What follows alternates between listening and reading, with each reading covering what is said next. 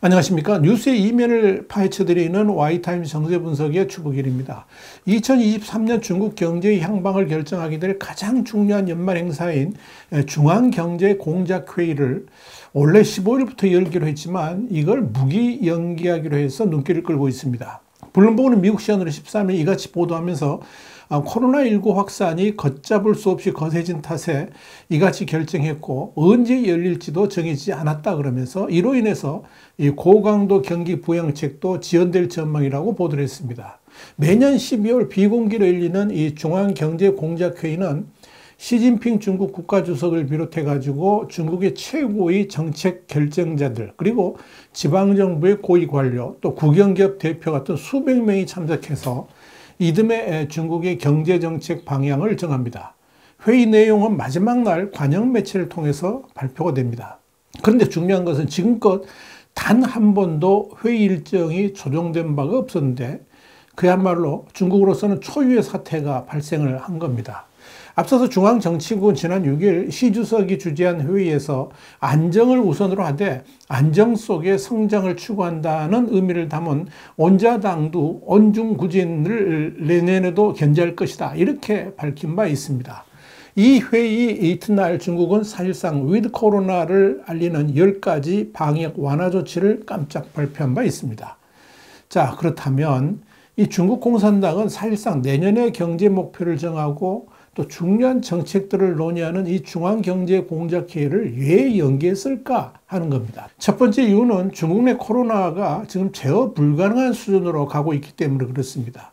매년 12월에 중국의 다음해 경제 운영 전반을 다루게 되는 아주 핵심적 회의인 경제공작회의를 무기 연기했다는 것은 그만큼 지금 중국 내에 엄청난 사변이라고 할 정도의 위기가 닥쳤다는 사실을 보여주는 겁니다.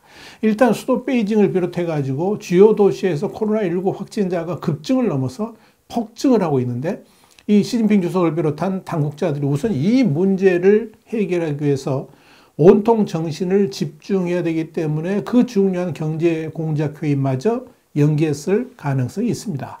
그보다 더 직접적인 이유는 이 경제공작회의에 중국의 핵심 지도부 수백 명이 모여야 되는데 이들에 대한 코로나 집단 감염 우려도 매우 컸을 겁니다. 아무리 실내 마스크를 쓴다 해도 실내에서 수백 명이 회의를 한다는 것 자체가 무리이기 때문이죠. 중국은 지금 심각합니다. 심지어 베이징 소재 의사의 절반 가까이가 확진되었다. 이런 보도도 나왔습니다.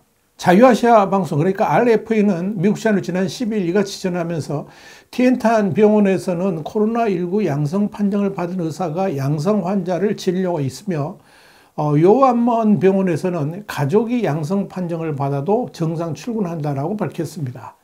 RFA는 이어서 베이징 하이덴 병원 약 제조실 앞에는 모든 약사가 그러니까 코로나19에 걸렸음에도 불구하고 일하고 있으니 너그럽게 대해주세요. 이런 안내문이 붙었다는 내용이 이날 소셜미디어에 올라오기도 했습니다. 병원이나 약국의 상황이 이렇다면 일반 시민들은 어떨지 심장이 갑니다.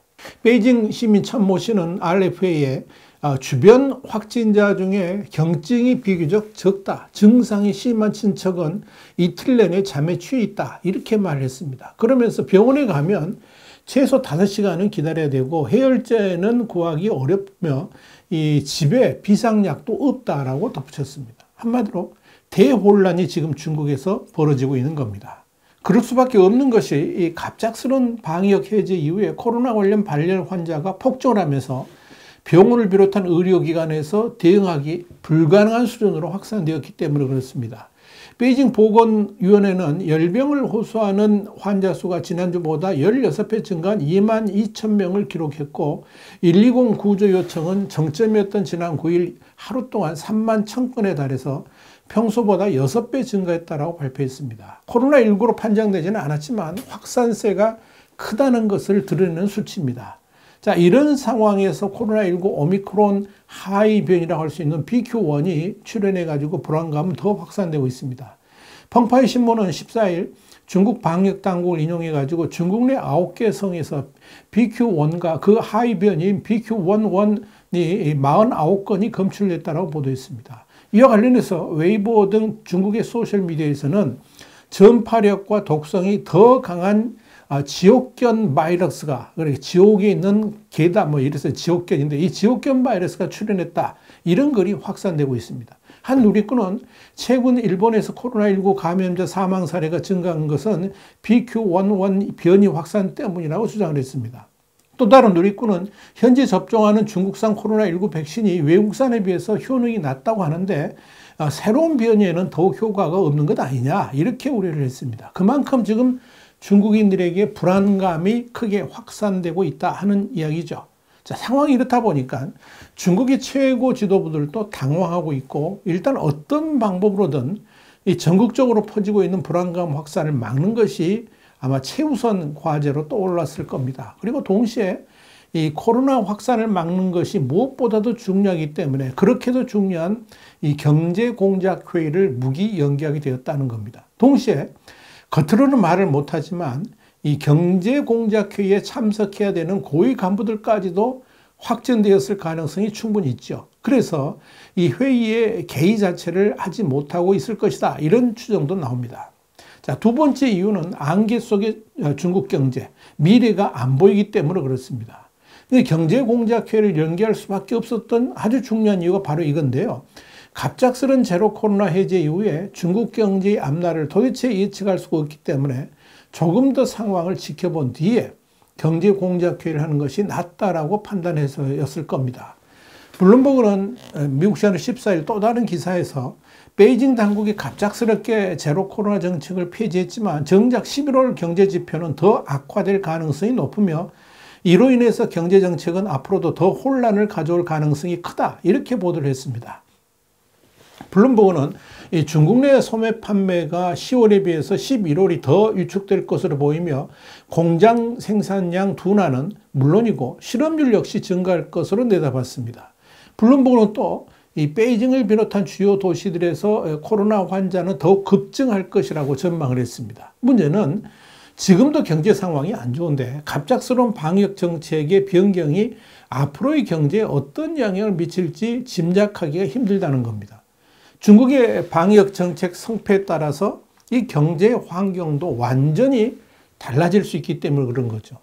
블룸버그는 일단 11월의 경우에 코로나 환자 급증 등의 영향으로 소매 판매가 최소 4% 이상 감소되었을 것으로 전망을 했습니다. 또한 소비자 동향의 중요한 지표가 되는 자동차 판매는 9.5% 급감을 했고 11월에 소매 판매를 확대시켰던 광군제 행사마저도 사실상 실패하면서 경제에 상당한 부담을 줄 것으로 예측을 했습니다.